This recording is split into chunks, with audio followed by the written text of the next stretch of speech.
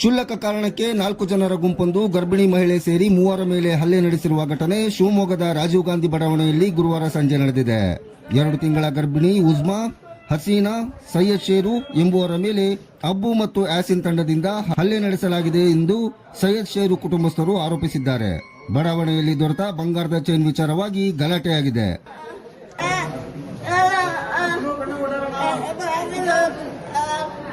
ಬಡಾವಣೆಯಲ್ಲಿ ದೊರೆತ ಬಂಗಾರದ ಚೈನ್ ವಿಚಾರವಾಗಿ ಗಲಾಟೆಯಾಗಿದೆ ಎಂದು ಹೇಳಲಾಗುತ್ತಿದ್ದು, ತಕ್ಷಣವೇ ಸ್ಥಳಕ್ಕೆ ಬಂದ ಪೊಲೀಸರು ಪರಿಸ್ಥಿತಿ ನಿಭಾಯಿಸಿದ್ದಾರೆ. ಇನ್ನು ಹಲ್ಲೆಗೊಳಗಾದವರನ್ನು ನಗರದ ಮೆಗಾನ್ ಆಸ್ಪತ್ರೆಗೆ ದಾಖಲಿಸಲಾಗಿದೆ.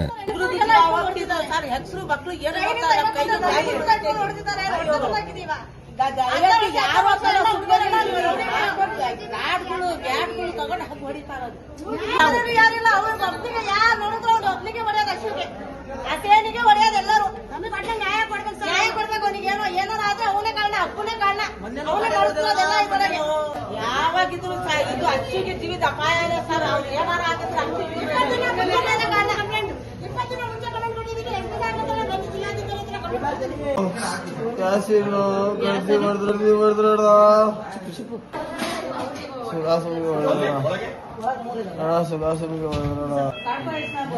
ಅಬ್ಬು ಯಾಸಿನ್ ಸುಖಾಸಮ್ಗೆ ಕಡ್ದಿ ಹೊಡೆದ್ರಣ. ನಮ್ಮ ಅಕ್ಕಂಗೆ ನಮ್ಮ ತಂಗಿಗೆ ಎಲ್ಲರಿಗೂ ಹೊಡೆದ್ರಣ. ಫ್ಯಾಮಿಲಿ ಜೊತೆ ಹೋಗ್ತಿದ್ದೆ, ಕಡ್ದಿ ಹೊಡೆದ್ರಣ.